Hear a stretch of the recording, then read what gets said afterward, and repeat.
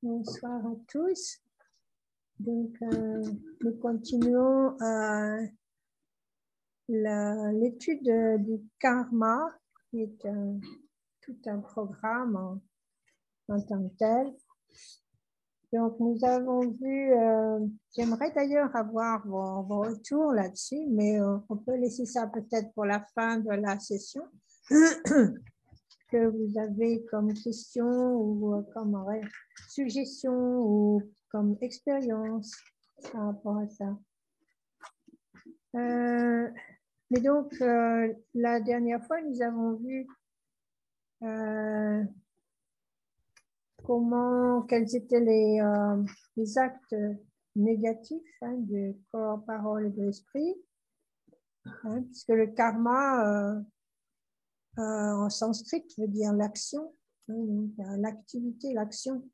Donc, savoir avec justement nos actes du corps, de la parole et de l'esprit, qu'ils soient positifs ou négatifs, et quel impact ils ont, et donc de par là même tout le processus de cause à effet. Donc, c'est cela qui est mis en exergue là. Et c'est absolument, c'est un des points essentiels en fait des enseignements du Bouddha.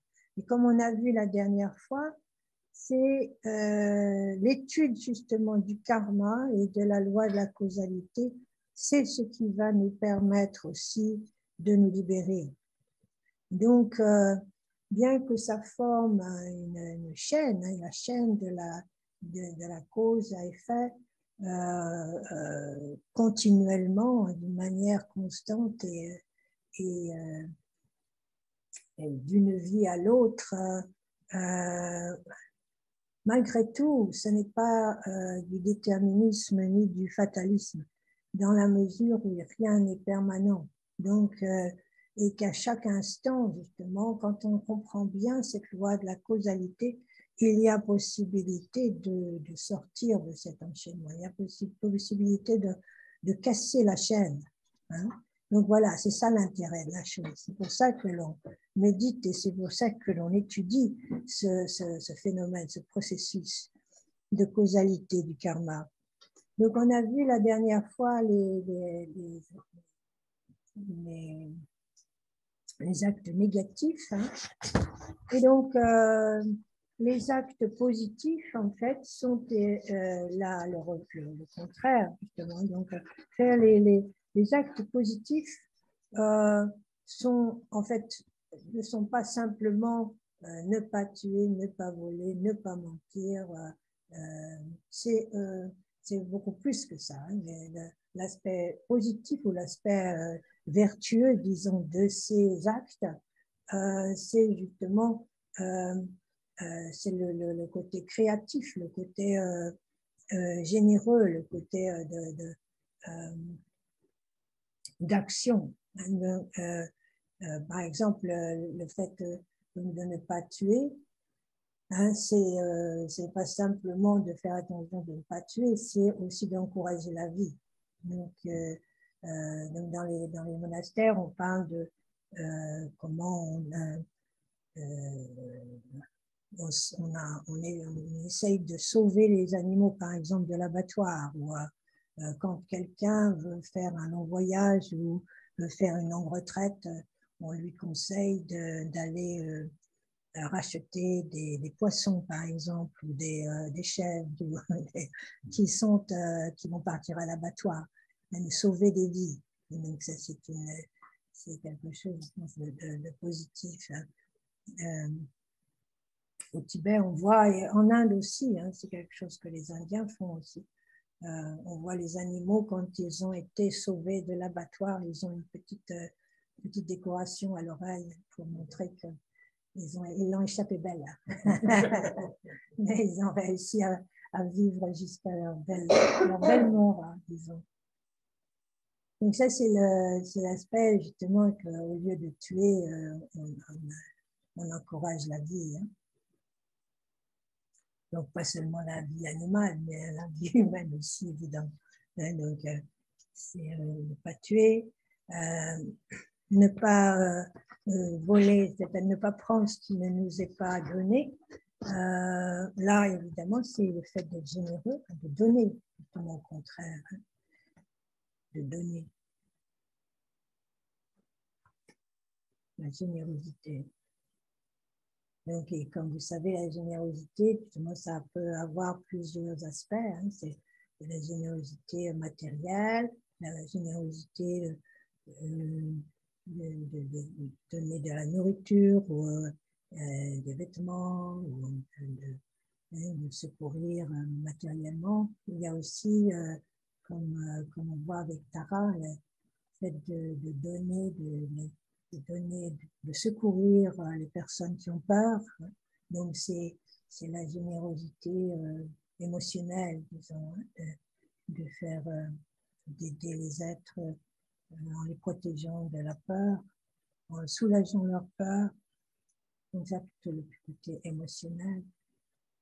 Et puis la générosité au niveau de la nourriture mentale, hein, d'aider les êtres à se nourrir intellectuellement et spirituellement. Donc, c'est les trois aspects de la générosité, hein, physique, émotionnelle et mentale. Donc, ça, c'est l'aspect vertueux, justement, de ne pas voler. C'est le contraire.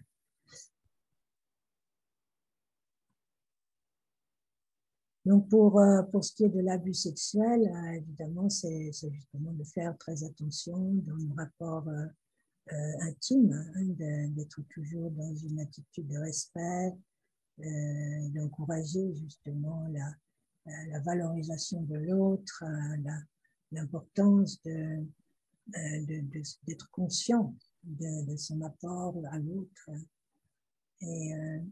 Et donc, quel que soit en fait l'acte qui est en jeu, c'est comment notre intention, c'est plutôt l'autre que nous-mêmes, hein, dans ce rapport au monde. Donc, pour mentir, au lieu de mentir, c'est d'essayer d'être toujours juste dans nos paroles, hein, d'être clair et juste, ne pas inventer ou partir un peu dans quelque chose de vague ou d'incorrect. Hein. De ne pas mener les gens en bateau, de ne pas tromper les gens. Donc, au contraire, hein, de savoir, d'apprécier la puissance de la parole, hein, d'avoir du respect pour le mot juste. Justement, je pense que c'est d'autant plus important à l'heure actuelle parce qu'on entend beaucoup parler justement des problèmes qu'il y a sur les réseaux, hein, sociaux, le manque de compréhension, le manque d'appréciation de l'impact du mot, hein, sur l'autre. Donc ensuite, il y a aussi quand on parle de créer de la mésentente, donc c'est le contraire de ça, hein, c'est utiliser la parole dans ce qu'elle a de conciliant, de réconciliant, hein, de médiation, de faire en sorte que les gens s'entendent, de promouvoir l'harmonie entre les gens. L'harmonie, oui, promouvoir l'harmonie. Donc, donc les quatre aspects là, de la parole, évidemment, c'est toujours basé sur la reconnaissance de l'importance du mot, hein, et l'impact de la parole. Donc, les paroles blessantes, donc évidemment, c'est le contraire des paroles blessantes, c'est comment aider les autres avec les mots, comment leur redonner confiance, comment les booster, leur faire du bien. Il y a d'un Manjushri, hein, le dieu, la divinité de la sagesse, hein, et de la connaissance, celui qui tient l'épée de la sagesse. Son nom en tibétain, c'est celui qui a les paroles douces, la voix douce, Champalya, celui qui parle avec douceur. Donc le dharma, il a cette connotation-là aussi d'un son qui est agréable, qui fait du bien. Et alors pour ce qui est du bavardage, c'est évident, hein, que voilà, c'est le commérage, le bavardage, le contraire de ça, c'est plutôt, oui, comme on a déjà vu la dernière fois, c'est d'apprécier le silence, hein, d'apprécier, de ne pas considérer qu'on est obligé de parler pour remplir un vide, de ne pas utiliser la parole simplement pour remplir, parce qu'on est en fait quelque part, on n'est pas tout à fait à l'aise. C'est encore un mauvais usage de la parole, hein, de parler pour rien dire. Parfois, on peut simplement dire comment vas-tu, faire un peu avoir disons une conversation légère, mais qui n'est pas forcément, qui peut être aussi consciente et qui est là pour faire une sorte d'échange d'énergie. Donc à ce niveau-là, c'est pas nécessairement simplement du bavardage, il y a un échange d'énergie, c'est autre chose. Mais c'est autre chose que cette façon de parler pour rien dire sans aucune intention bénéfique. Et alors donc il y a les trois aspects de l'esprit, hein, l'envie, la malveillance et la stupidité, disons. Hein. Donc c'est là la même chose. Donc par rapport à cet esprit envieux, c'est justement le contraire de ça, c'est de s'habituer petit à petit à se réjouir du bonheur des autres. C'est de sortir de cet esprit jaloux ou compétitif, que quand quelqu'un d'autre va bien, on est heureux pour lui ou pour elle. Hein. Même si on pense intérieurement qu'il ne mérite pas. ça peut. faut arrêter, quoi. Faut se dire, bon, malgré tout, toi le mériter quelque part, puisque ça lui arrive. Voilà, donc c'est un effort, hein, au début. Parfois, il faut vraiment y travailler. C'est lâcher toute restriction dans notre esprit. Hein, d'être positif, hein, et se réjouir. Hein, c'est l'aspect de réjouissance de l'esprit, que tous les êtres soient heureux, quelle que soit leur histoire.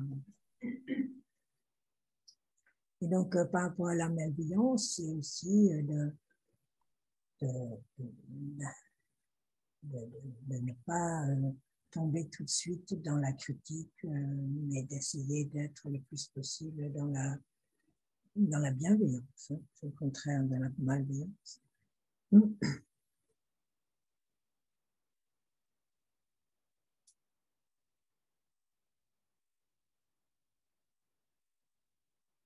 de ne pas être dans la colère tout le temps.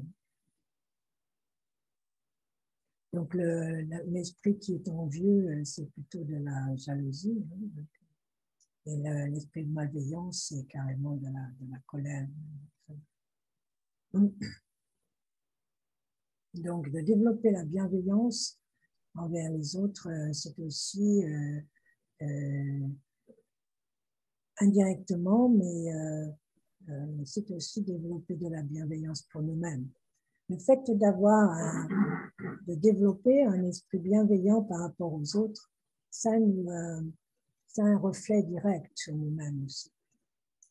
Et on voit bien la différence, on devient heureux aussi. On a le plaisir d'une bonne pensée pour l'autre, en fait. Hein. Donc, il y a un reflet direct entre ce que l'on envoie pour les autres et ce qu'il revient à nous.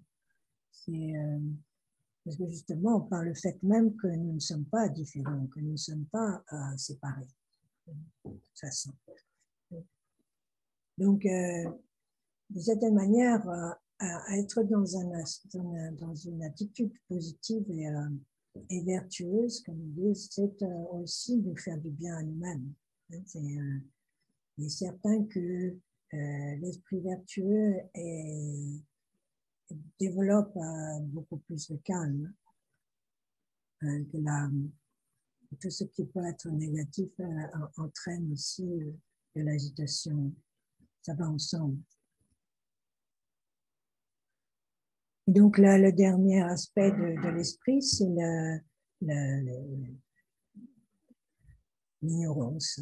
L'esprit qui est buté, qui est entêté, étroit, rigide, qui ne veut pas changer, qui a du mal à recevoir des idées nouvelles. Donc là aussi, l'autre aspect, l'aspect inverse, c'est justement l'ouverture d'esprit, la capacité de recevoir, de se remettre en question,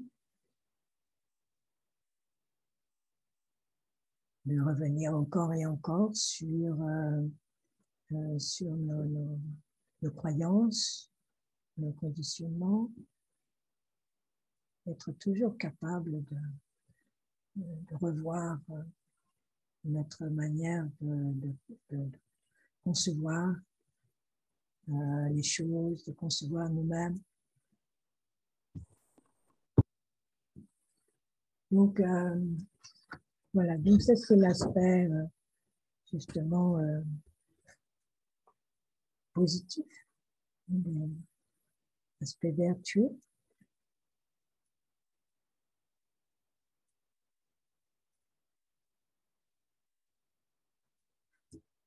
Donc, je pensais justement dans les enseignements, on dit que pour sortir de l'ignorance, de cette ignorance, il est important de penser encore et encore et d'étudier les 12 liens de l'interdépendance. Et donc, je pense que c'est quelque chose que j'aimerais bien revoir avec vous ce soir. Parce que je trouve ça très utile et ça m'a beaucoup aidé. Personnellement, ça m'aide toujours.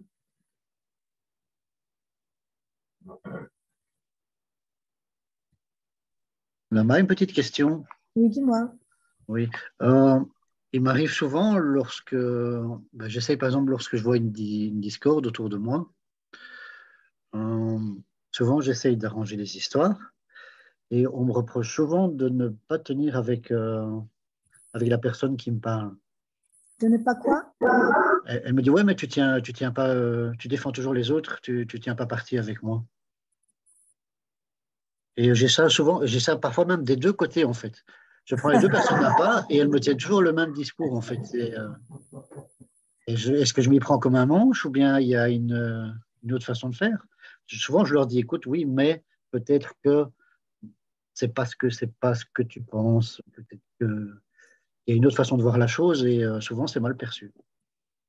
Oui, ça peut être très mal perçu, en effet. Oui, tu peux même te retrouver Entre le marteau et l'enclume, oui, effectivement. attaqué de tous les côtés. Hein. Oui. Qu'est-ce que je dois faire? Je dois continuer, m'obstiner ou bien Mais je vaut mieux pense que s'abstenir dans ce cas? voilà, c'est là aussi où il faut utiliser ta sagesse aussi, autant que ta compassion. Hein. Donc, hein, c'est les deux aspects. Donc, il y a des moments où il vaut mieux rien dire et il y a des moments où c'est justifié, où tu sais que ça va être écouté, que ça va être su. Tout dépend de la situation, en fait, et de la personne à qui tu t'adresses. Hein. Ça ne peut pas être non plus systématique, si tu veux. Hein. Je pense que il n'y a pas de recette toute faite. Hein. Donc, c'est aussi, si tu te retrouves dans une telle situation, c'est parce que ce n'était pas nécessairement la meilleure chose à faire. Ok. Encore une fois, un manque de discernement. Oui, c'est une question de sentir, est-ce que c'est nécessaire, est-ce que ça va être utile, est-ce que ça va faire avancer les choses ou pas. Tu vois, ça dépend des moments et ça dépend des situations.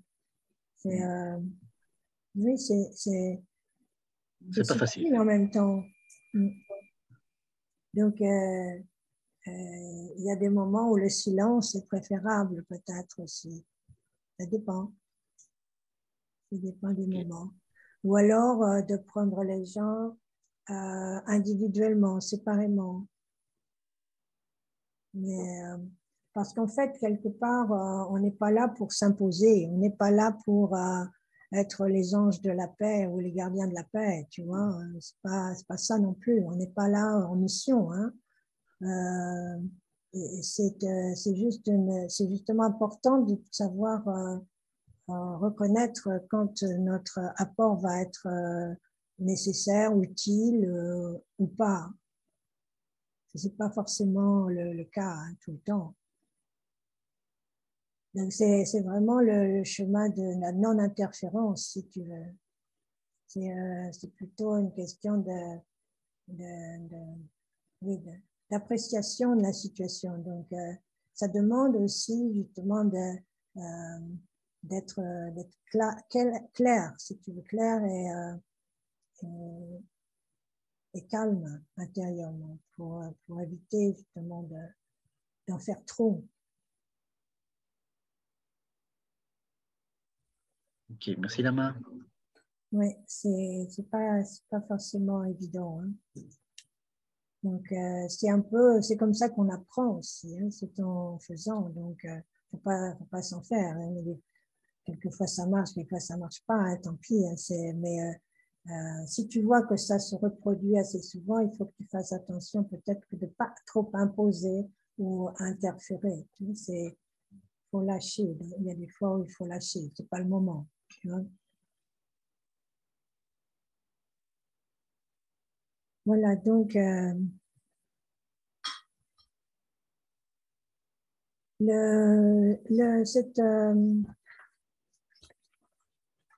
ces liens d'interdépendance, donc, hein, vous avez déjà vu sans doute là, comme on voyait la dernière fois,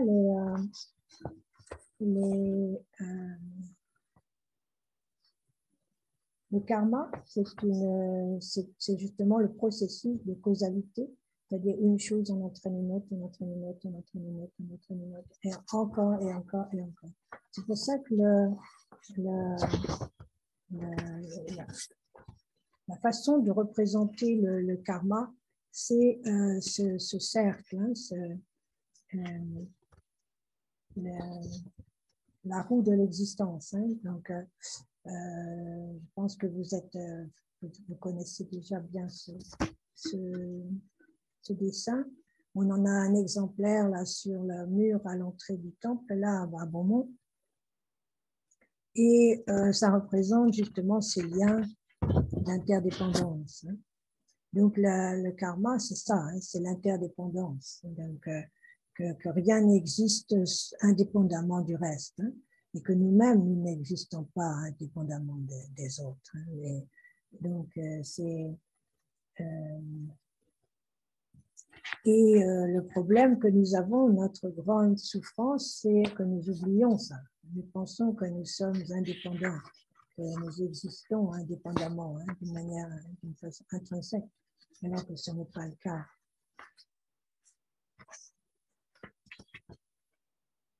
Donc,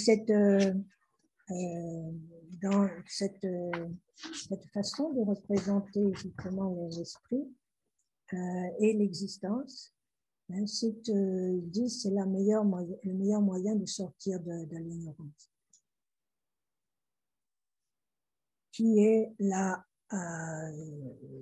le lien numéro 1. C'est là que tout commence. C'est là que et c'est ce qui fait perpétuer ce cycle d'interdépendance. c'est le fait que nous ne comprenons pas, hein, que nous ne percevons pas les choses telles qu'elles sont. Disons, cette ignorance, c'est, on peut dire, comme une confusion, hein. C'est un malentendu, en fait. Hein. Donc, c'est vous voulez un exemple? Je ne peux pas vous le donner, les humeurs, hein, c'est embêtant, mais voilà. Si vous avez votre téléphone à côté de vous, vous pouvez peut-être regarder le sortir sur Internet.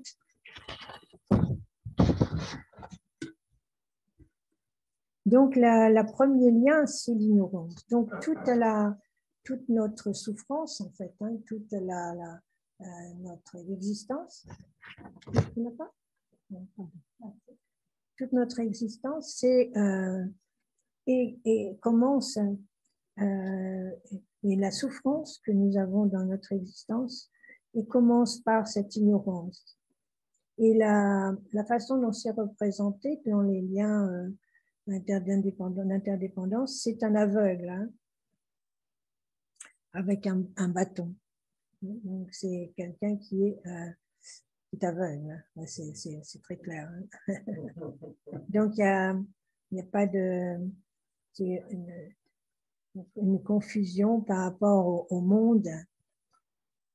Et donc, on ne perçoit pas les choses telles qu'elles sont. On les perçoit telles que nous voulons les voir. Hein, donc, et c'est toujours basé sur une compréhension qui est fausse, hein, de penser que nous existons véritablement d'une manière intrinsèque et séparée. Donc, tout notre voyage, hein, toujours, tous les pratiques que nous faisons, c'est pour petit à petit nous libérer, hein, de cette fausse perception. Comprendre que nous sommes interdépendants, que nous n'existons pas en tant que telle d'une manière séparée, intrinsèque. Donc voilà, donc ce qui se passe, c'est que à partir du moment où nous avons cette idée d'être séparés, d'être intrinsèque, d'une manière intrinsèque, donc du coup, nous avons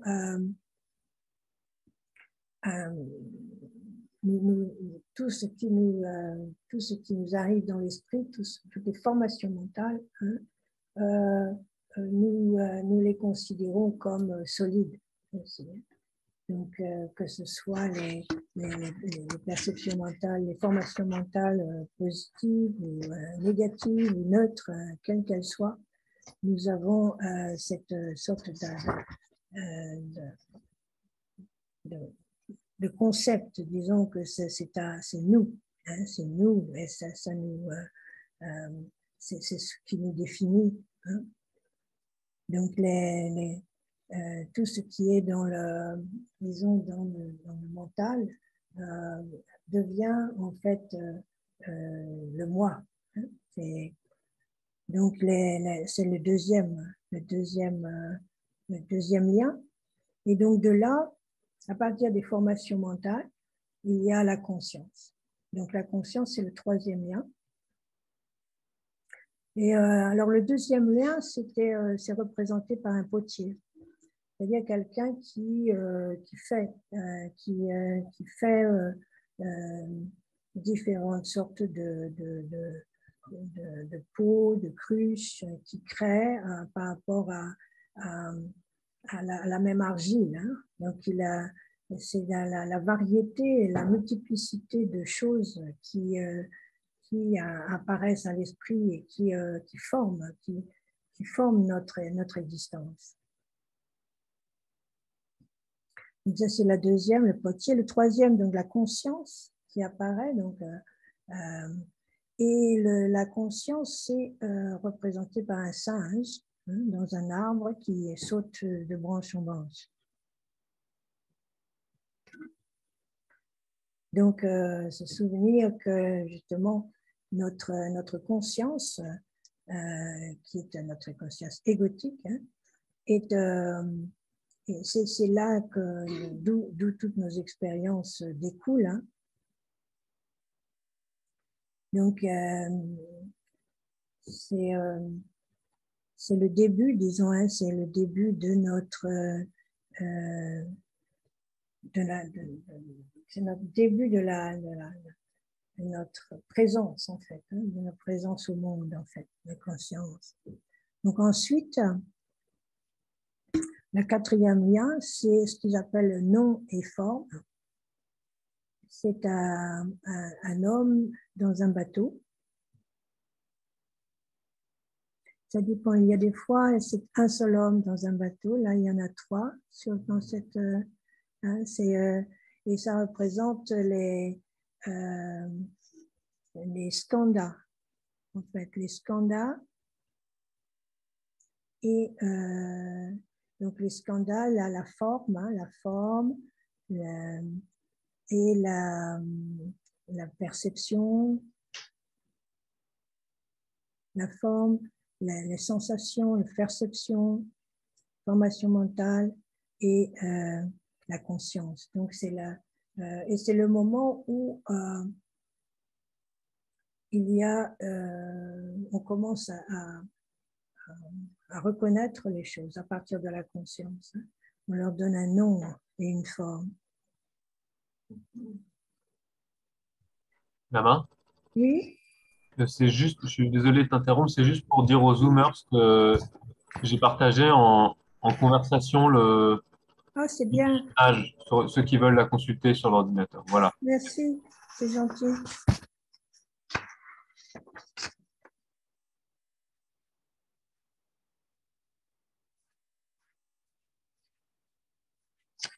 Ok.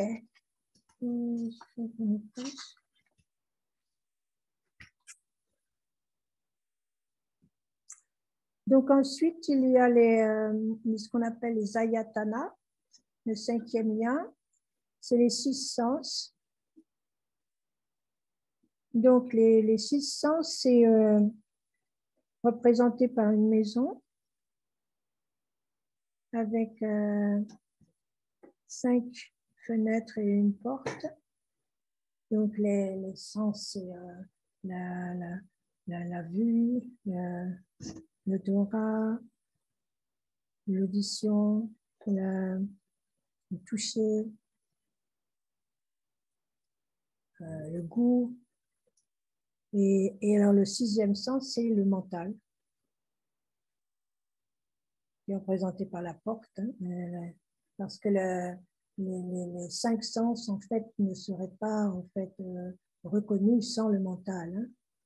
Donc c'est le mental qui permet d'être, qui fait le lien avec les 5 sens.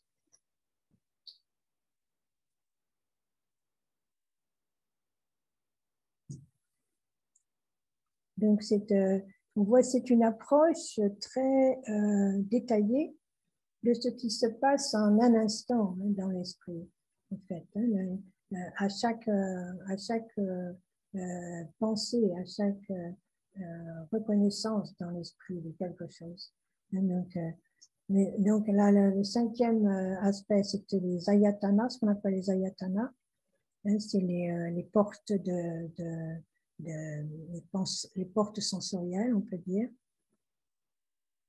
Donc le sixième, ça s'appelle le sixième lien, c'est le contact.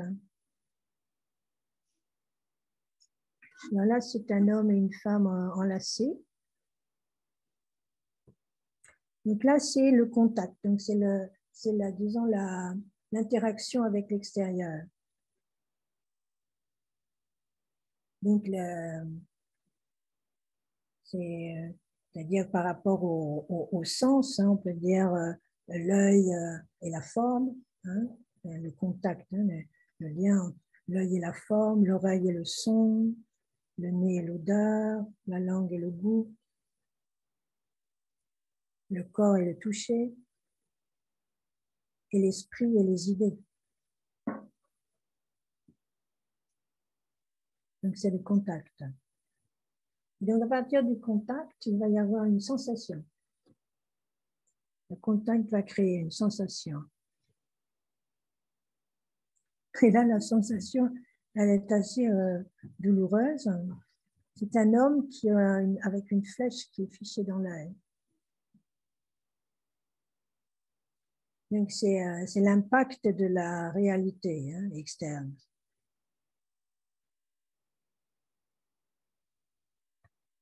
Donc, qu'elle soit plaisante, déplaisante ou qu'elle soit neutre.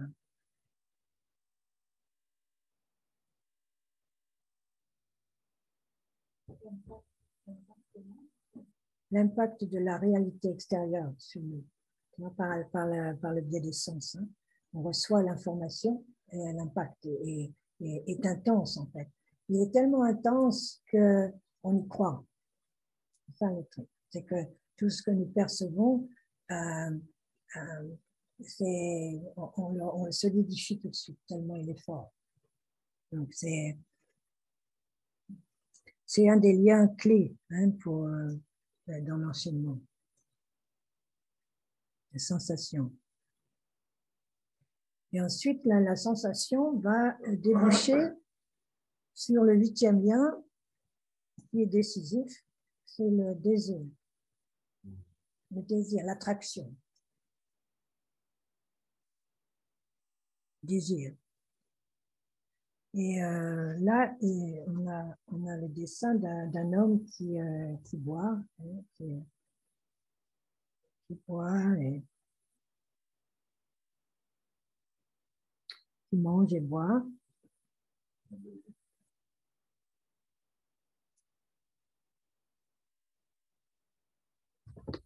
Donc c'est le désir, c'est-à-dire la réaction que l'on a par rapport à cet impact extérieur. Donc, ça peut être aussi bien le désir d'avoir ou d'éviter. En tout cas, il y a une attraction pour cette sensation qui vient vers nous.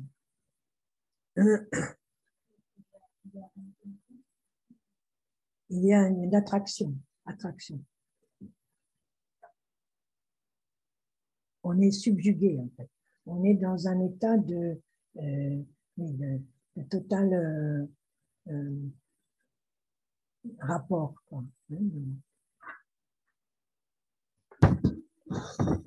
Et là, du coup, le 9e point, ça va être la saisie. C'est là que les choses vraiment se corsent. Donc là, la saisie, c'est le singe qui saisit un fruit dans l'arbre.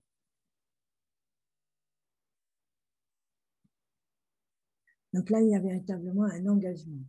Donc on peut dire à ce moment-là, au 9e lien, que le karma mûrit. C'est le karma est vraiment, se manifeste vraiment. Là, il y a vraiment une recherche active d'avoir, de posséder ou de rejeter.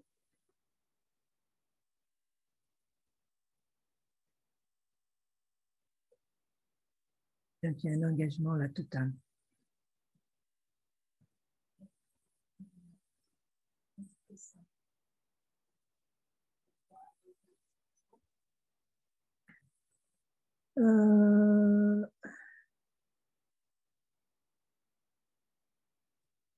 C'est déjà la perception, là, on l'a déjà dépassé. Donc, c'est la conscience, déjà, la conscience qui saisit. C'est la conscience, le scandale de la conscience. Et donc, ensuite, on arrive au 10e.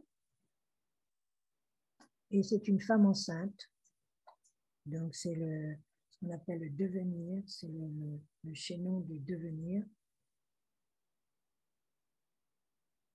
C'est-à-dire que le karma est en marche et en tant que précédemment la saisie dans le lien précédent, c'était le karma qui nourrit. Et là, le karma est maintenant évolue, hein, elle devient un résultat, devient que la cause de l'avenir, hein, la cause de la prochaine vie, en fait. Donc, on peut considérer ces 12 liens par rapport à la vie humaine telle qu'elle est. On peut aussi considérer ça comme ce qui nous arrive à chaque instant, dans la saisie, la saisie permanente de l'esprit par rapport aux choses qui nous arrivent. Donc, et le 11e, alors c'est la femme qui accouche, c'est donc la naissance.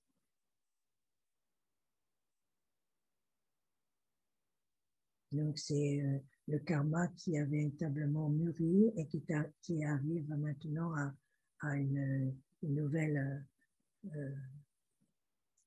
qui est le résultat, qui crée une nouvelle vie, hein, une nouvelle cause, en fait. Le karma passé qui devient une nouvelle, la cause de la prochain cycle. Et le 12e lien, c'est vieillesse et la mort. Le lien de la vieillesse et la mort. Parce qu'à partir du moment où il y a naissance, il y a vieillesse et mort, hein, de toute manière. Donc le dernier lien, c'est un homme qui porte un cadavre sur son dos.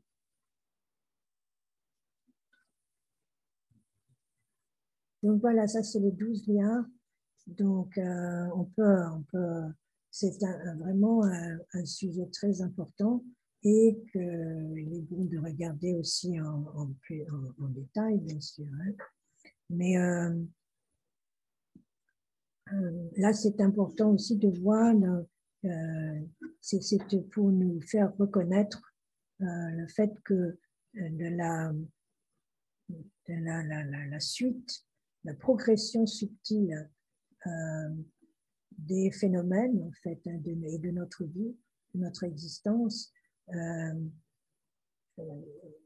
et que cet enchaînement inéluctable pour le moment et qui nous entraîne aussi dans des situations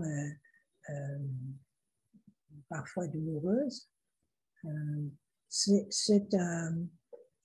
dû à l'origine à cette ignorance justement du fait que nous ne sommes pas aussi solides que nous le pensons et nous ne sommes pas aussi indépendants que nous le pensons. Donc, à partir du moment où on n'est plus conscient de l'interdépendance, qu'on n'est plus conscient aussi de la nature même des phénomènes qui n'est pas solide, qui est en fait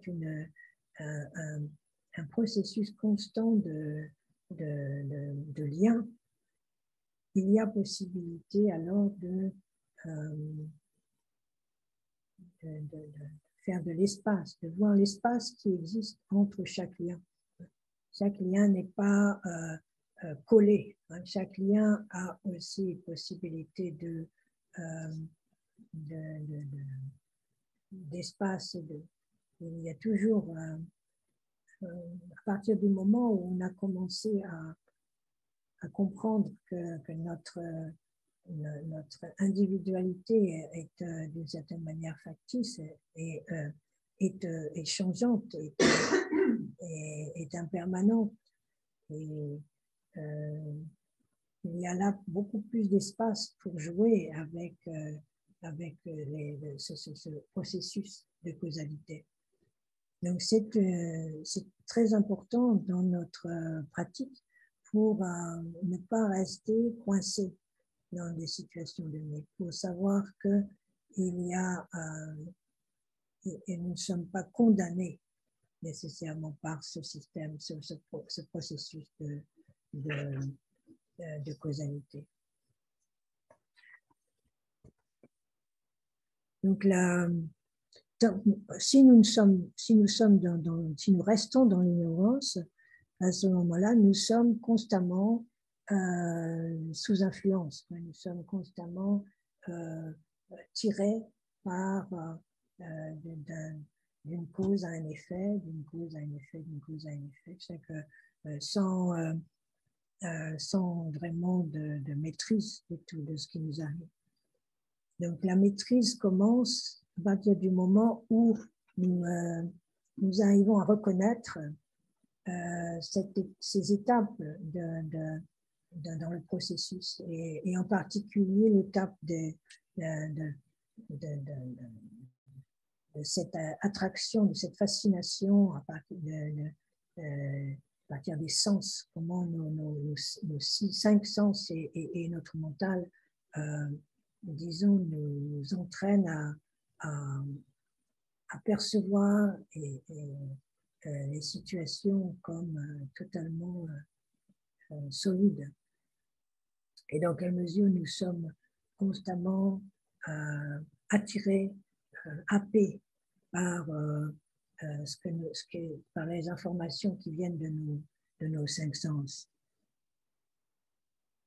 Donc, d'essayer d'être plus dans la maîtrise veut dire qu'on arrête d'être les automatismes. Nos automatismes viennent en fait des formations mentales, qui sont le chaînon numéro 2. Nos automatismes viennent du passé, viennent de toutes les expériences passées, de tous les conditionnements passés, de tout ce que l'on a pu, de notre vécu, que ce soit dans cette vie ou dans des vies précédentes. Et quand nous sommes dans l'ignorance ou dans l'aveuglement, nous ne nous rendons pas compte que nous sommes conditionnés. Et nous avons cette impression de liberté qui est totalement factice. Donc, c'est justement reconnaître ça et essayer d'avoir un esprit créatif qui se donne la possibilité de réagir différemment, de percevoir différemment, de ne pas continuer encore et encore le même processus. Donc la méditation est là justement pour nous donner cet espace et ce temps de calme, pour voir, pour être conscient de ce moment où on est attiré par une pensée, on est attiré par le passé, on est attiré par l'idée du futur, on est attiré par un son, on est attiré par une forme, et de voir ça, d'être conscient de ce désir, cette attraction, et lâcher, plutôt que de se laisser prendre et de saisir, de lâcher. Donc on sait qu'à ce moment-là, on a le choix.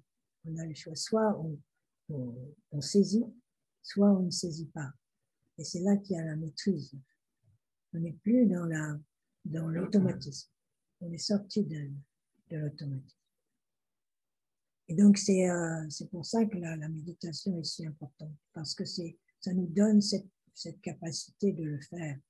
C'est beaucoup plus difficile dans la vie quotidienne. On est entraîné aussi par l'interdépendance avec notre environnement, les autres, et ce que nous avons à faire, ce que nous avons à produire.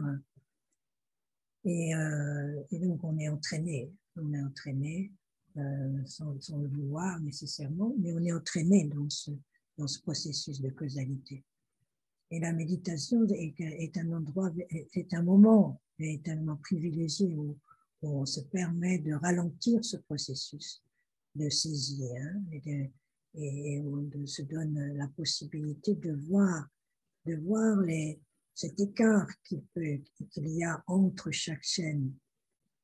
Chaque chaîne a aussi, comme tout chez nous, il y a entre les deux, il y a un espace. Et cet espace, c'est un espace privilégié où l'esprit peut justement se donne cette capacité de maîtrise hein, et de lâcher prise. Donc c'est primordial, c'est dans pour nous en tant que méditants. Et ça montre justement encore comment cette idée de karma n'est pas une idée de fatalisme du tout. C'est nous montrer comment, à tout moment, nous pouvons nous libérer de nos schémas névrotiques et de nos habitudes. Voilà, pour moi, c'est vraiment c'est très, très précieux. Donc là, dans cette roue de la vie, hein, qui s'appelle Bhava Chakra en sanskrit, vous voyez qu'il est cette roue de l'existence, elle est entre les dents, hein, les crocs du Seigneur de la mort. C'est le Seigneur de la mort qui tient dans ses griffes la roue de la vie. Parce qu'en fait, là, comme vous voyez le 12e lien, là, le vieillesse et la mort, c'est en fait, dès que l'on apparaît, hein, et même dès qu'on est conçu, on est déjà en train de mourir quelque part. Hein. Donc, la vieillesse, en fait, elle est là dès le début de la vie, en fait. Hein. Donc, nous vieillissons tous les jours. Hein. Un bébé commence à vieillir déjà. Hein,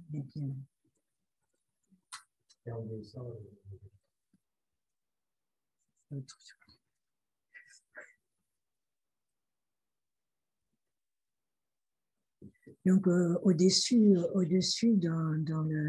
sur le schéma, là, sur le dessin, au-dessus, il y a le Bouddha aussi, qui pointe du doigt la lune, qui montre le chemin de la libération.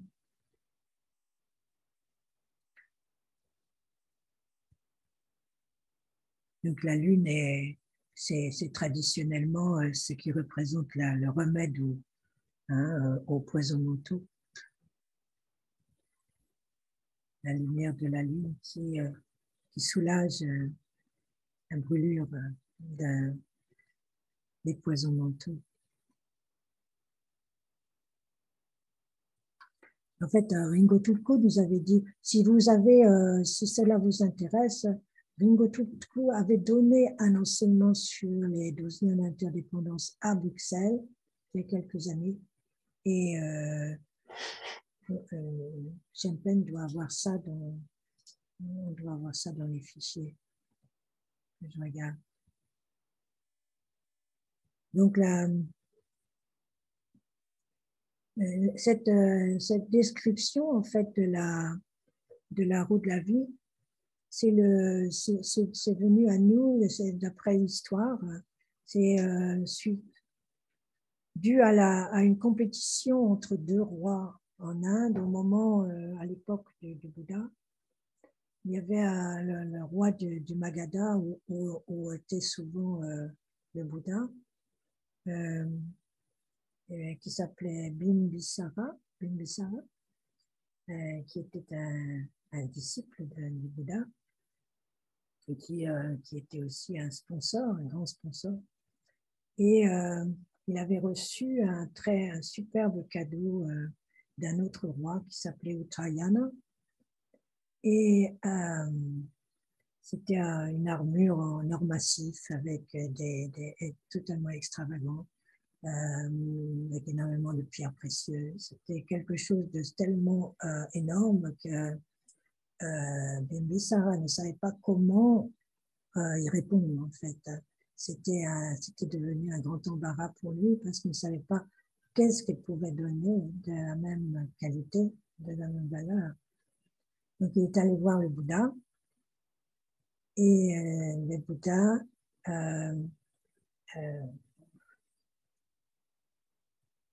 lui a fait il a demandé à un de ses disciples, c'était le disciple Moggallana, de faire ce dessin.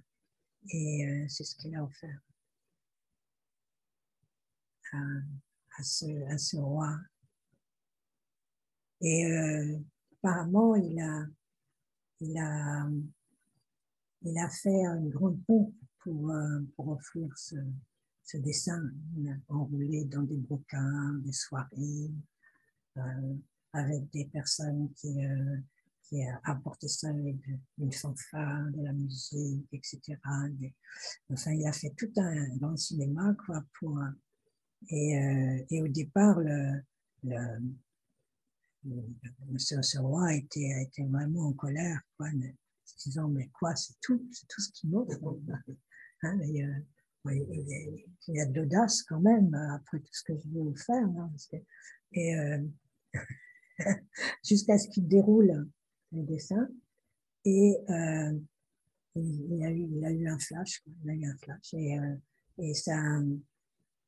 l'impact a été tellement fort qu'en fait, il est devenu... il s'est prosterné, il est devenu aussi un disciple de Bouddha, devant l'impact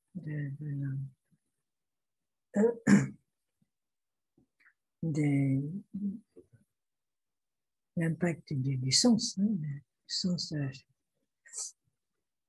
Okay. Et Ringo Tuku disait que c'est la première bande dessinée.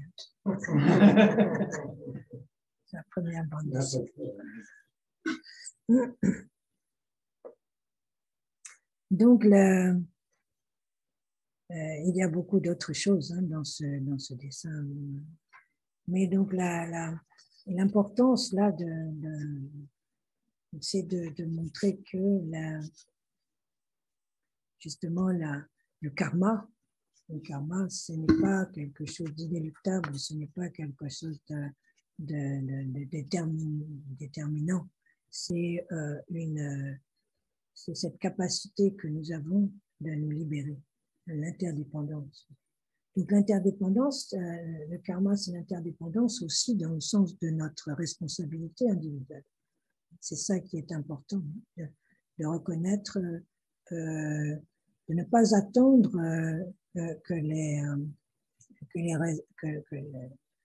les réponses, ou que ne pas attendre les solutions de l'extérieur. Que c'est à nous individuellement aussi de travailler sur nous-mêmes. Pas attendre que ce soit les autres qui fassent l'effort. C'est nous qui devons faire cet effort par rapport à notre esprit, par rapport à la manière dont nous percevons les choses, parce que c'est ce qui crée notre monde. Et on le voit nous-mêmes, on le voit dans notre expérience personnelle. On voit bien que lorsque nous sommes dans un esprit d'ouverture et de bienveillance, les choses arrivent à nous, hein, les obstacles sont moins solides, sont moins persistants, hein, et que quand on est fermé plutôt dans la colère, on se bute constamment contre les autres, on est dans des situations difficiles. Donc nous créons notre monde. Ça ne veut pas dire que nous n'avons pas encore tous les problèmes généraux. Hein. Nous avons notre karma individuel, mais nous avons aussi le karma que nous partageons avec les autres sur le plan national, sur le plan international. Là, nous sommes tous aussi, nous partageons aussi le karma du monde, hein. Mais et nous n'avons pas forcément de la maîtrise sur ce karma général. Mais pour nous-mêmes, en tant qu'individus, nous avons cette capacité de maîtriser ce qui nous arrive par la manière dont nous saisissons les choses, de la manière dont nous les percevons, la manière dont nous réagissons aux sensations. Voilà, donc si vous repartez systématiquement dans toutes ces différentes chaînes, vous voyez comment l'esprit se capte et saisit et crée une situation donnée. par le fait même de l'avoir saisi d'une certaine manière et d'y avoir réagi d'une certaine manière. Une chose en entraîne une autre, en entraîne une autre, en entraîne une autre. Et ça, c'est inévitable. C'est comme ça. Donc, et c'est là que nous avons énormément de pouvoir, en fait. Donc, et c'est là que nous devons prendre vraiment conscience de notre responsabilité, mais aussi de notre capacité d'éveil. S'il n'y avait pas ça, c'est pas la peine même de commencer à méditer ou de penser à l'éveil. Ça devient ridicule. Donc, c'est simplement justement par le fait même qu'il y ait cette loi de causalité que nous avons cette capacité d'éveil. Le paradoxe, hein, que les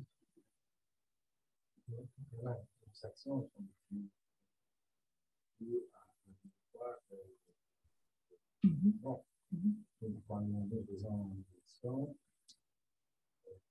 c'est automatique, on peut dire, mais alors ce ne serait pas le cas de faire des choses plus nouvelles, parce que mais justement, c'est ce que j'ai essayé d'expliquer. Je suis désolée, je ne suis pas très claire. ok.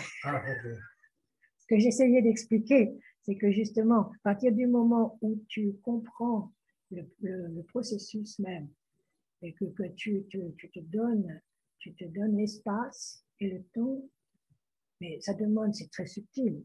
Et en général, c'est même pas une seconde, c'est déjà passé. Donc, c'est pour ça que l'on médite, c'est pour essayer de se ralentir suffisamment pour devenir conscient de cette subtilité-là, de ces chaînes, de cet enchaînement, pour justement ne pas saisir ou d'être conscient de l'automatisme et ne pas retomber dans le même.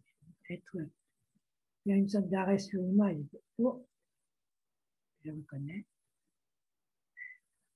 je lâche. Voilà, c'est de ne plus être dans l'automatisme. Autrement, oui, on est constamment dans l'automatisme. Ça va très vite. Mais on a cette capacité aussi de sortir de l'automatisme. En méditant. En étant justement la pleine conscience, c'est ça. Pleine conscience, c'est d'être là, d'être vraiment présent à ce qui est là, avec les yeux ouverts, avec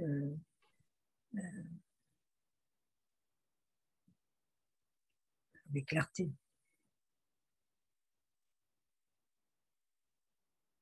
Donc, par rapport à l'interdépendance aussi, hein, on parle aussi de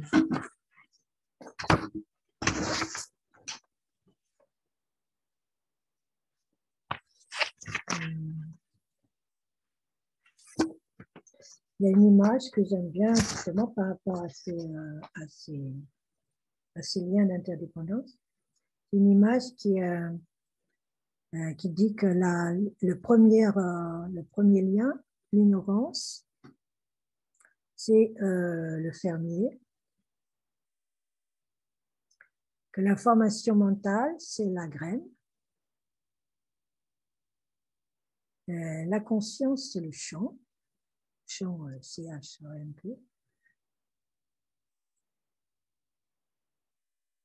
et donc, et que les liens du désir et de la saisie vont activer la formation mentale. Donc, comme l'humidité, la moiteur, l'humidité aide la graine à germer. Donc, s'il n'y a pas l'attraction et la saisie, la graine, elle ne peut pas continuer à vivre. Donc, c'est montré par ce biais-là, c'est de montrer comment justement ces aspects d'attraction et de saisie sont capitales dans la continuation de schémas lourds, lisibles. C'est comment devenir plus conscient, justement.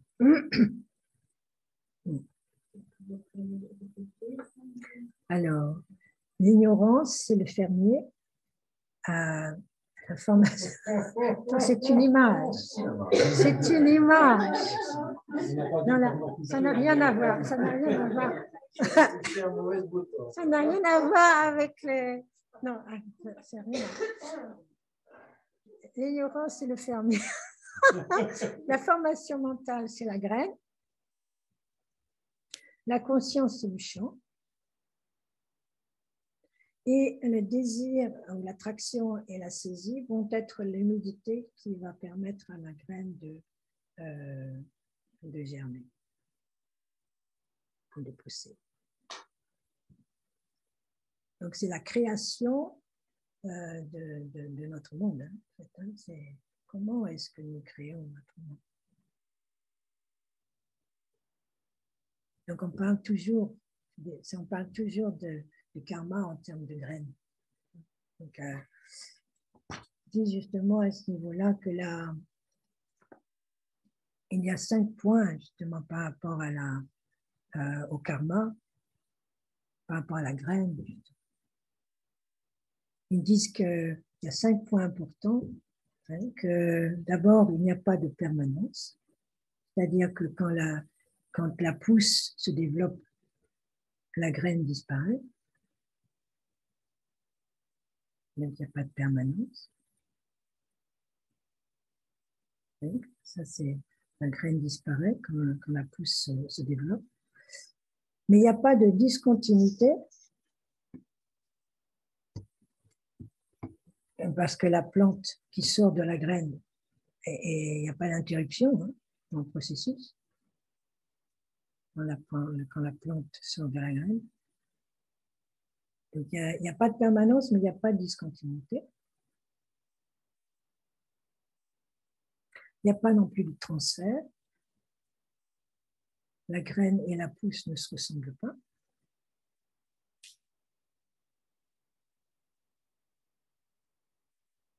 Le 4e point, c'est qu'il peut y avoir un grand résultat d'une petite cause.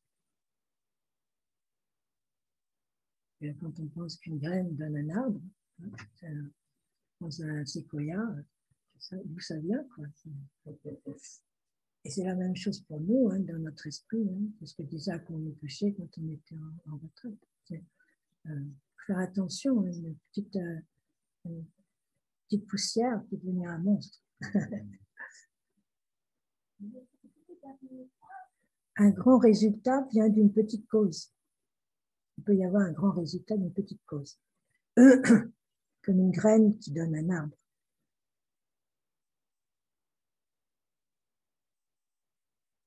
Il y a aussi une loi, la loi de la causalité. Il y a le 5e point, c'est la correspondance. C'est-à-dire ils disent une graine de blé ne donnera pas du riche ou du miel. Donc, il y a un résultat infaillible.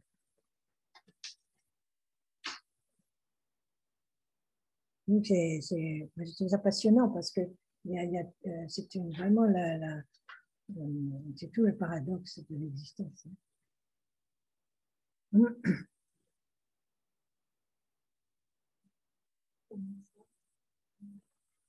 Là, par exemple, il n'y a pas de permanence, mais il n'y a pas de discontinuité. Il n'y a pas de transfert, mais il y a une correspondance. Et tout est comme ça. C'est pour ça que on est vite aveuglé, en fait. C'est difficile de rester clair devant le paradoxe. L'esprit a tendance à aller dans l'aspect ou à l'autre, mais c'est d'arriver à garder à l'esprit clairement les deux aspects du paradoxe. C'est pas facile pour nous. Ça requiert beaucoup de calme. C'est ce que la méditation nous permet de développer. Et Justement, l'appréciation du paradoxe fait que l'on est moins dans la saisie automatique. On voit mieux les différents aspects de la même chose. Bien les contradictions, ce qui paraît être une contradiction, mais en fait, ce n'est pas, c'est paradoxe. Ça nous permet d'être plus large dans notre optique et d'être moins chamboulé, quoi, perturbé. Ça laisse beaucoup plus de possibilités, d'ouverture. Et aussi, ça relativise beaucoup les choses, hein, évidemment.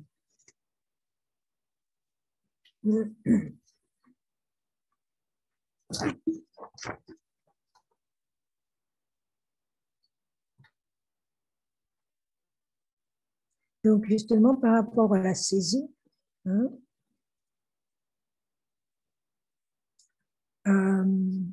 Nagarjuna parle de 4 types de saisie. Alors, en premier, il y a la saisie, et ça, je trouve ça très fort aussi, très important. Il y a d'abord la saisie de l'objet des sens, hein, ça c'est assez facile à comprendre, on capte, hein, ce que notre œil voit, ce que nos oreilles entendent, etc. Hein, et surtout ce que nous désirons. Hein. Donc la saisie de l'objet des sens, ça c'est le premier. Et le deuxième, c'est la saisie des vues philosophiques. Donc les vues philosophiques, la saisie des vues extrêmes, hein, ou des vues fausses, ou comment on reste coincé, ou on s'accroche à des idées fausses en les croyant comme suprêmes, quoi. Elles tiennent la route et on s'y accroche. Hein. Donc c'est l'esprit rigide. Donc ça c'est la saisie des vues philosophiques. Deuxième, donc faire attention, ne pas rester coincé sur la façon de penser. Troisième, c'est dit comme considérer différentes formes de discipline éthique ou de mode de comportement comme étant suprême. C'est un peu dans le sens de la rigidité par exemple des ultras, des fondamentalistes. Hein, comment on peut aussi, par un excès de zèle, hein, on peut devenir rigide. Donc la saisie, comme quoi même quelque chose qui a priori est une bonne chose, hein, comme l'éthique peut devenir aussi, quand ça devient rigide, quand la saisie est trop fixe, ça devient une fixation, quoi. Il n'y a plus de souplesse. Hein. Donc on voit ça dans toutes les religions. Hein. Et c'est quand l'esprit est rigide. Hein. Donc il parle aussi surtout, comme Nagarjuna, c'est le 2e siècle de notre ère en Inde. N'était pas pour le bouddhisme n'était pas, en fait, le dharma n'était pas pour l'ascétisme à outrance, comme on voit en Inde, les mutilations, se faire du mal, quoi, passer 12 ans avec la main en l'air pour que les ongles finissent par rentrer dans la peau. Ça, c'est des choses, l'ascétisme hindou va dans des extrêmes extraordinaires. J'ai vu ça en Inde. Un gars qui avait décidé de rester là avec le bras en l'air. Il était enchaîné à un arbre et il avait le bras comme ça. Et si bien que les ongles avaient poussé dans la main.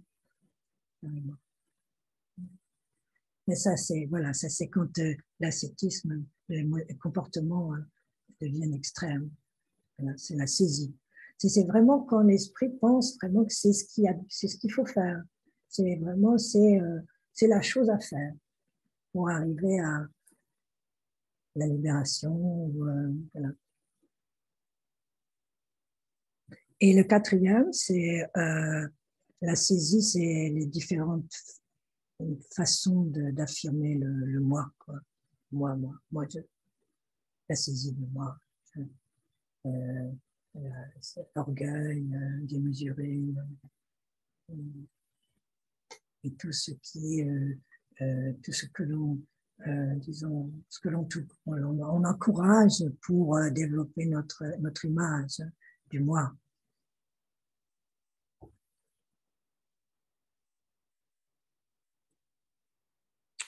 Voilà.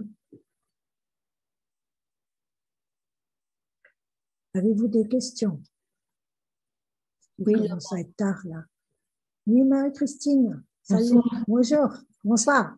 Voilà. C'était au niveau donc dans ces mini bardeaux entre les liens, Oui, où on c'est pourrait ça. où on pourrait méditer pour transformer, pour faire un meilleur karma, ou Oui.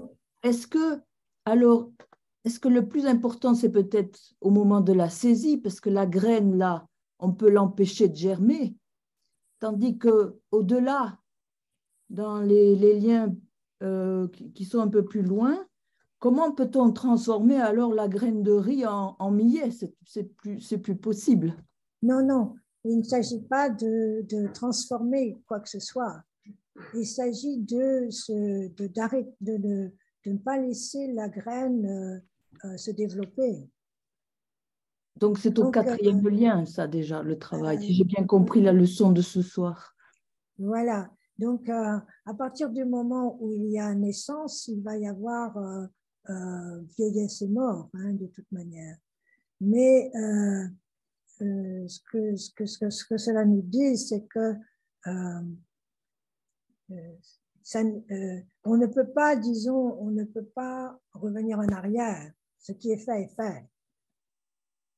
Mais ce que l'on peut faire, c'est à partir du moment où on a cette notion d'interdépendance et de chaîne, de causalité, on peut commencer à assouplir et à ralentir ce mouvement de causalité pour les prochaines, à partir de maintenant, disons, hein, et que pour l'avenir, nous aurons moins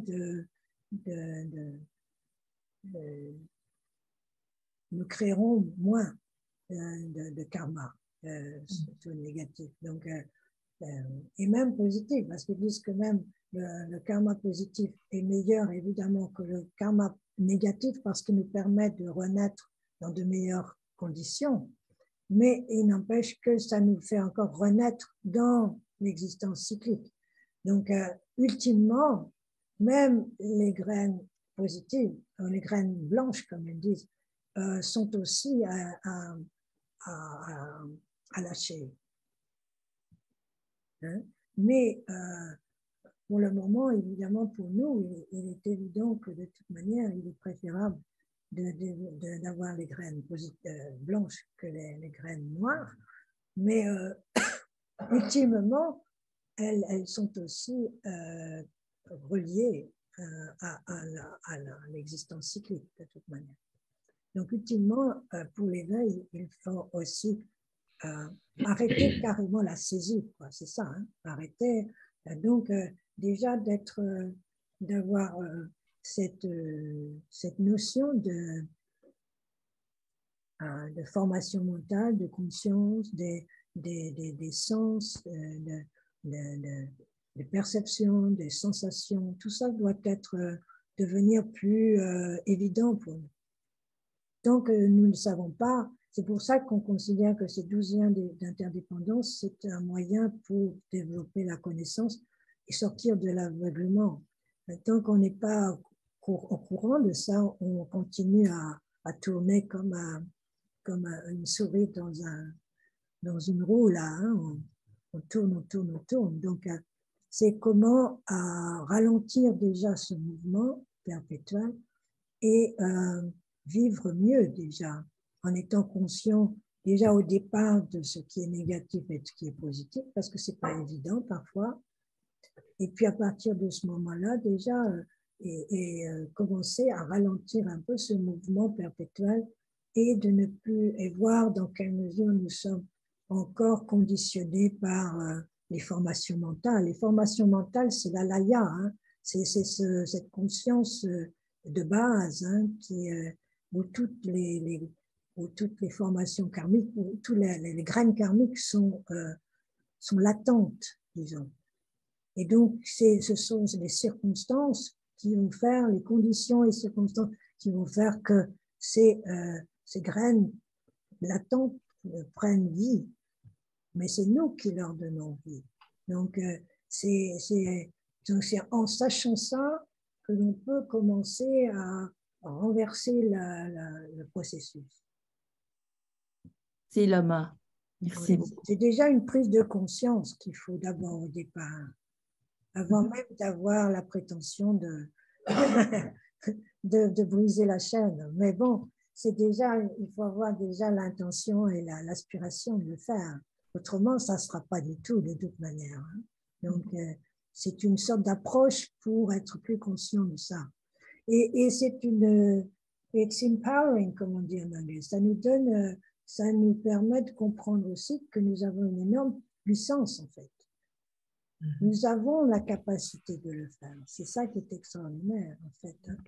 Donc, c'est rien d'interdépendance, c'est une manière aussi de reprendre confiance dans notre potentiel. Notre potentiel d'éveil, il est là. Et c'est là que vous avez parlé tantôt de paradoxe. C'est ça. OK. Il est partout, le paradoxe.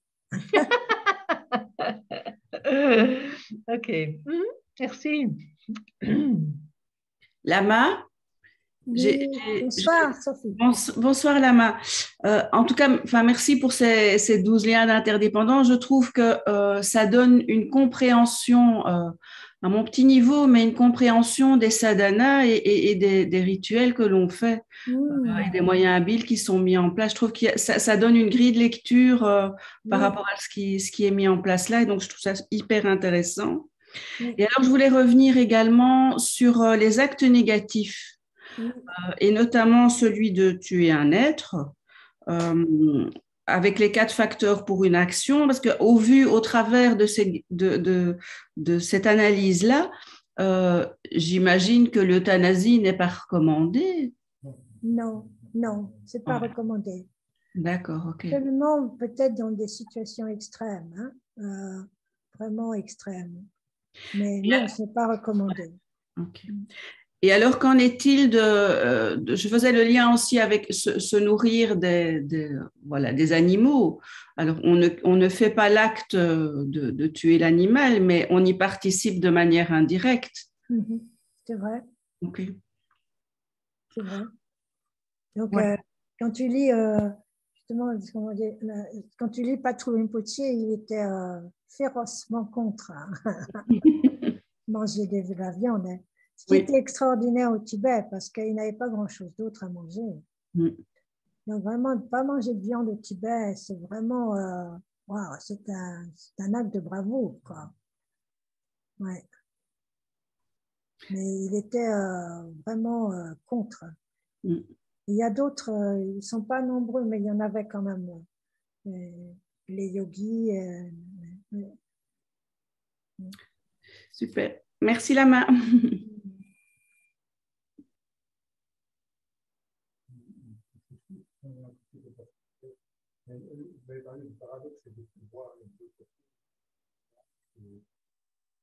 Il y avait c'était par rapport à ça, là, tu vois, le fait qu'il n'y a pas, dans les 5 il n'y a pas de permanence, puisque la graine disparaît quand la pousse se développe, mais il n'y a pas de discontinuité. Oui, c'est-à-dire d'être conscient. Le paradoxe, c'est, disons, le paradoxe, c'est que, par exemple, l'impermanence de toute chose, et l'interdépendance, qui veut dire qu'il y a une continuité. Mais en même temps, c'est bien d'étudier ça, tu vois, on a passé du temps à examiner le fait que rien n'existe vraiment parce que tout est impermanent. Et en même temps, il y a une continuité, puisqu'il y a l'interdépendance. Donc, c'est des choses qui semblent contradictoires, mais qui ne sont pas en fin de compte. Donc, c'est comment apprécier ça, comment savoir apprécier.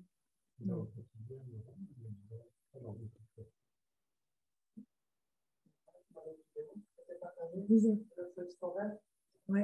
où justement on a l'impression d'un feu de forêt global, qui est un ensemble, et en fait c'est une brindille qui allume une autre brindille qui allume une autre brindille. Ouais. Ouais. Et donc l'impression que c'est continu. Oui.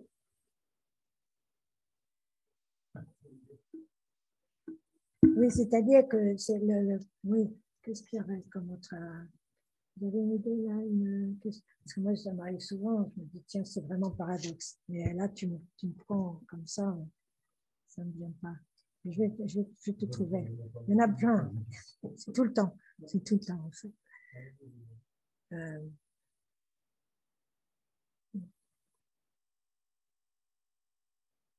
Pour moi, c'est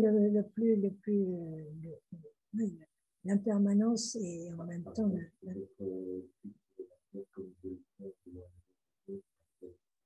ouais.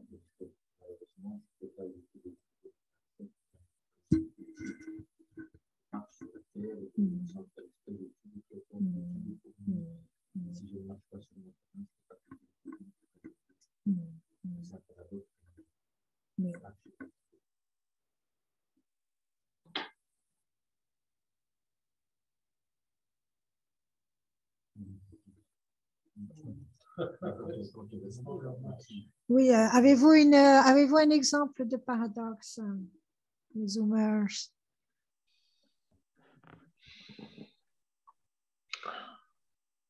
Là, sur le moment, ça ne me vient pas. La colle, oui.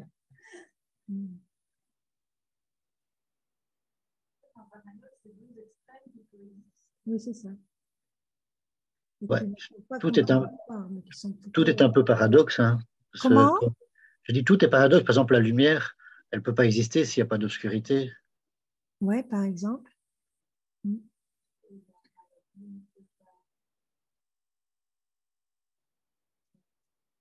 Oui, un paradoxe pour moi, c'est justement oui, par rapport à la médecine ou et qu'on voit que, par exemple, à l'heure actuelle, dans la technologie, on fait de superbes choses hein, sur le plan médical, par exemple, et en même temps, ça aggrave énormément, ça crée plus de pollution.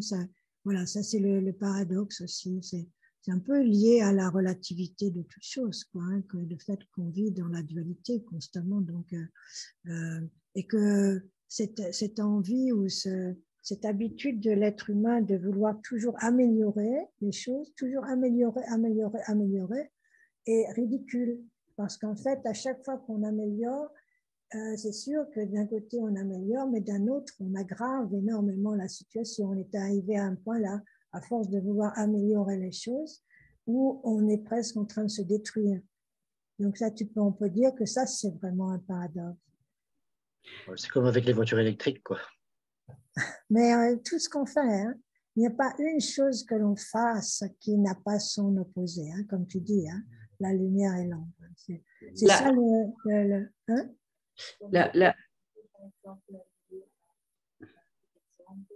Comment est-ce que vous liez à l'appréciation de comment est-ce qu'on apprécie ce paradoxe?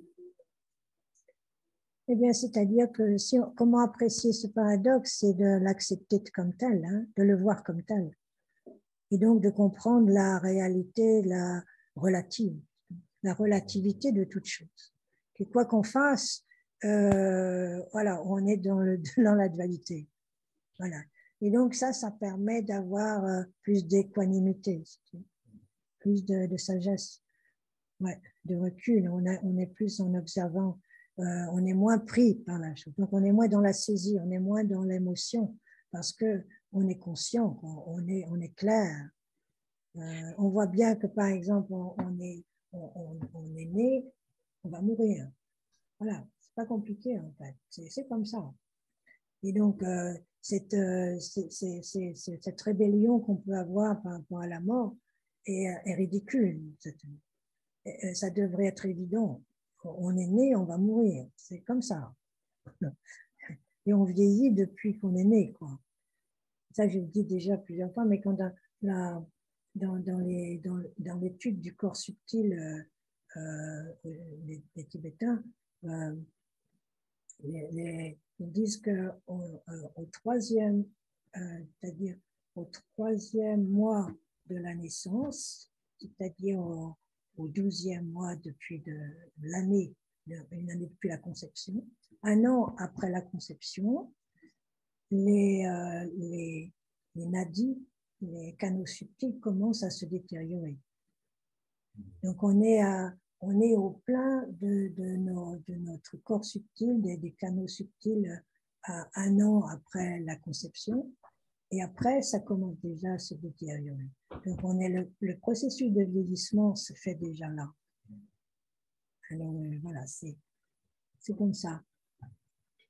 Lama, un conditionnement, enfin un paradoxe, ce ne serait pas le paradoxe de la méditation, puisqu'on se conditionne par la méditation pour se déconditionner quelque part. Tu peux dire ça. C'est tout à fait ça. Oui, oui. C'est ça. Justement, c'est un peu dans quand Nagarjuna parle justement de ne pas être dans la saisie aussi par rapport au système philosophique, ça inclut aussi le bouddhisme, hein, évidemment. Et c'est la force justement du dharma d'être conscient de ça, que justement la réalisation ultime ne peut pas se faire s'il y a encore attachement au concept, attachement au dogme, attachement à la méditation. Hein. La méditation, ça peut être justement, c'est ce qui... Nous, on est dans le royaume, il y a les 3 types de domaines d'existence. Donc, nous, on est dans le domaine du désir. Il y a le domaine de la forme et du sans forme. Hein. Et donc, les domaines du forme et sans forme, c'est le domaine des dieux, hein, ce qu'on appelle les dieux, c'est-à-dire, mais ce sont des êtres qui sont arrivés à un grand développement méditatif, hein, mais qui sont un peu, paradoxalement, attachés, totalement absorbés, hein, dans ces méditations, si bien qu'ils sont encore coincés. Ils sont encore coincés dans l'existence cyclique. Ils ne sont pas éveillés, ils ne sont pas sortis. Ils sont restés coincés, en fait, dans ces états d'absorption. Donc, voilà, donc c'est important, justement, d'être conscient du paradoxe pour ne pas tomber dans les extrêmes, en fait. Hein, c'est ça. Hein.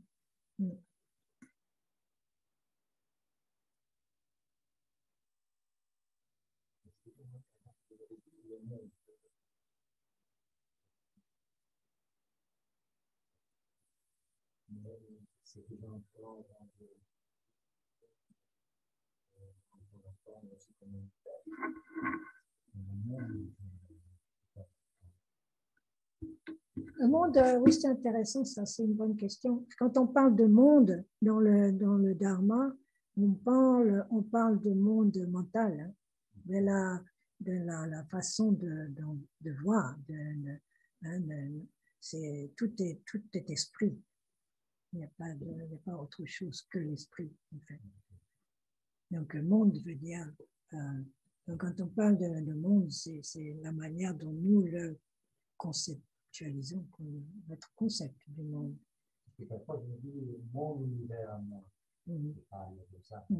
C'est toi, c'est ton monde. Nous savons chacun notre monde, en fait, hein, dans le sens de ce que nous projetons sur. Hein, notre monde, c'est ce que nous projetons par rapport à nos formations mentales.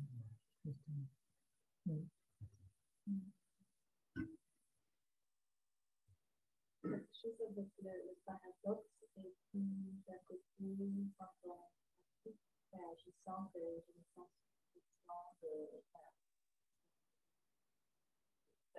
stress et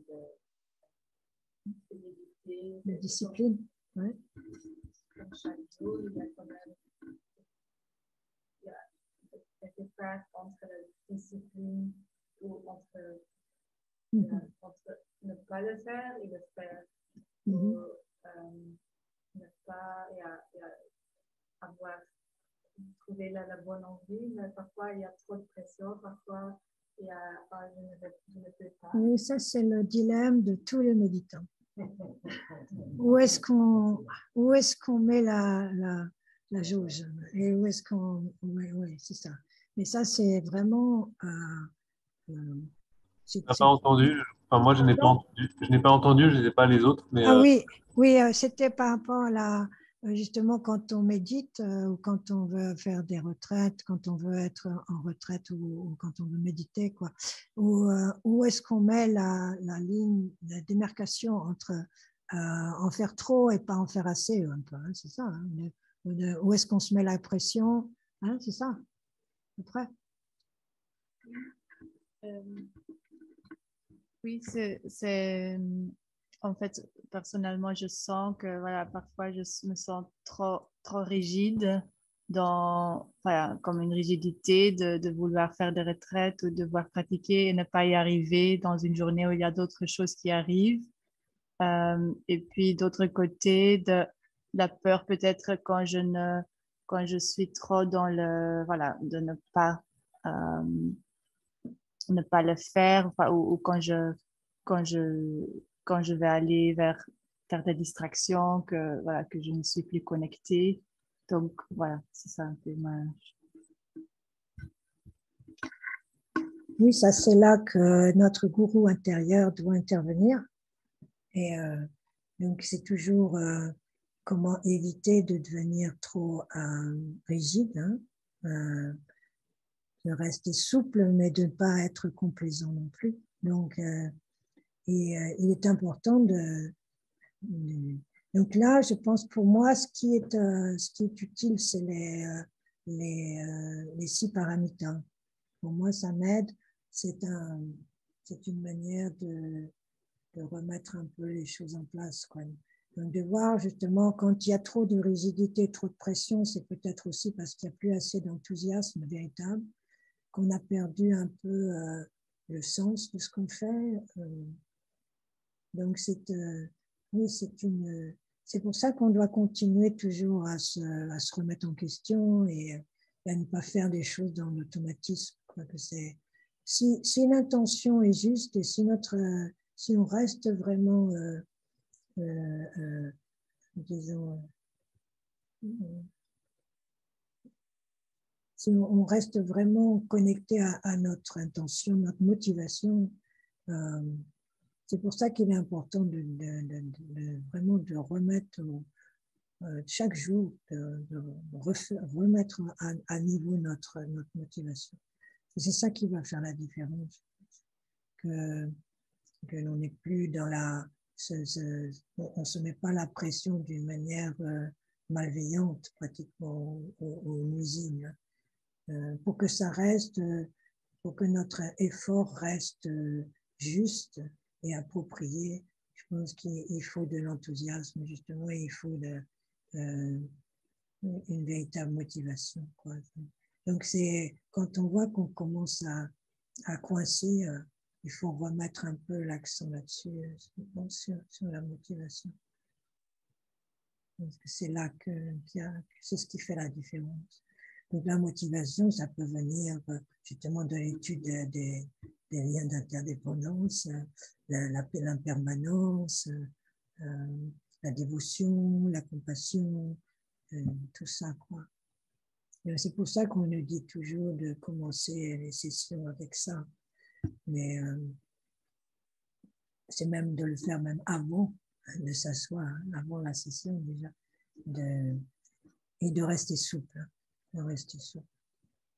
Parce que la pratique, elle n'est pas seulement sur le coussin, elle est dans tous les moments de la journée. Donc, il ne faut pas croire que l'on a raté sa session non plus. Si on fait les choses, évidemment, bien sûr, si on fait les choses que l'on fait avec pleine conscience, dans la bienveillance, etc. C'est pas forcément le cas. Donc, et c'est ça qui va faire la différence. Donc, vraiment, mais oui, dans les paramitas, il y a la discipline. Donc, il faut ça. Il faut la discipline, il faut la patience, il faut la concentration, il faut la générosité. Et et surtout de la sagesse. Hein. Donc, tout ça, ça doit, faut puiser là-dedans pour que l'effort reste juste. Mais c'est vrai, et ça varie aussi d'un jour à l'autre. Hein, ça varie d'une personne à l'autre. Donc, c'est à remettre toujours à niveau, en fait. Parce qu'on n'est jamais le même. Hein, donc, ce qui était bien hier n'est pas forcément bon aujourd'hui, etc. Donc, c'est là, dans les liens d'interdépendance, on arrive à des choses très subtiles, en fait. Donc, comment est-ce qu'on arrive à déceler en nous-mêmes aussi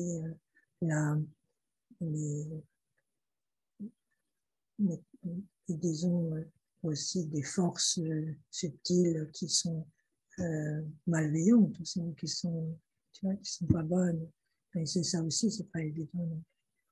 Comment on peut se leurrer, on peut se faire donner des excuses, on peut tomber dans la complaisance, et d'un autre côté, on peut devenir trop rigide. Donc, voilà, ça, c'est vraiment chaque jour.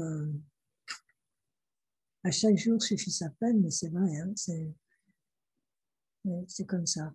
Et en même temps, au fur et à mesure du temps, on se connaît mieux quand même, on arrive à mieux déceler justement là où on coince, là où on exagère. On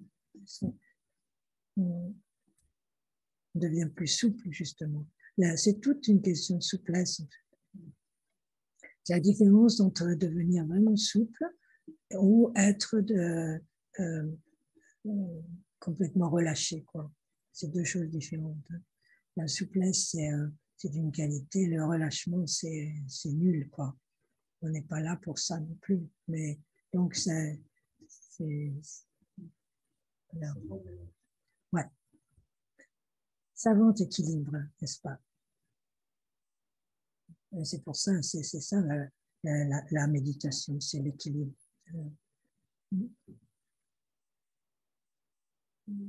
Par exemple, quand je fixe vers 1 heure tous les matins, je fais la méditation.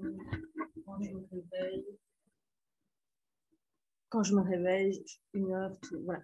Est-ce que, et peu importe ce qui arrive, quel que soit le jour, quelle que soit mon humeur, j'ai bien dormi, j'ai envie, j'ai pas envie. Et donc, ça, c'est pas une forme de rigidité. Ou est-ce que c'est une forme de rigidité? Non, là, je pense qu'au contraire, c'est ce que l'on nous entraîne à faire. Donc, on a quand même reçu des consignes, des conseils, en tout cas. Hein, et ça, c'est un des conseils de base, c'est quand on fait une retraite, justement, c'est d'être capable, et ça, c'est de la vraie souplesse, c'est d'être capable de rester là assis, que l'on soit découragé, que l'on soit déprimé, que l'on soit en colère, que l'on soit super heureux, n'importe. Voilà, c'est d'être capable de rester là avec, d'accueillir la situation, quelle qu'elle soit. Et ça, c'est développer, justement, c'est une manière de développer la souplesse.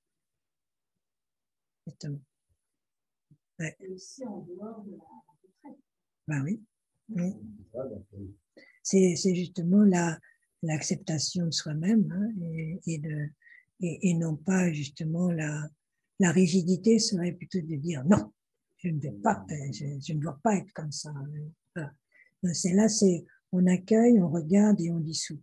C'est autre chose. Ça ne veut pas dire qu'on on va encourager on va pas encourager la colère, évidemment, on va pas encourager le désespoir, on va pas encourager la dépression, mais on les envisage avec bienveillance et pour justement mieux les dissoudre. Hein? C'est parce que d'être en conflit avec ses propres conflits intérieurs, ça veut dire que c'est sans fin, quoi. On n'en sortira jamais. Faut déjà être en amitié avec soi-même, quoi. Autrement, c'est pas la peine de commencer, hein.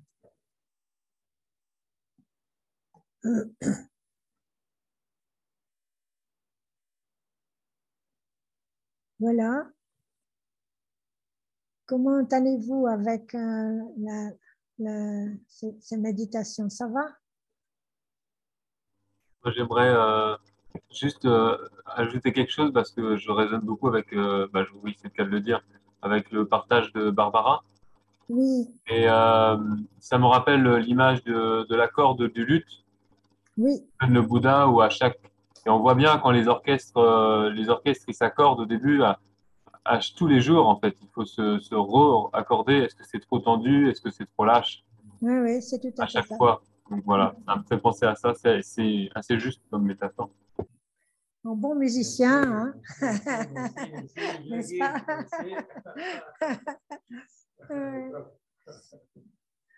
Ok, ben écoutez, sur ces belles paroles, on va dédier, hein? O sanam te tam se te pane, tanene pe tanam panjene, se dana chi palam tupai, si pe sone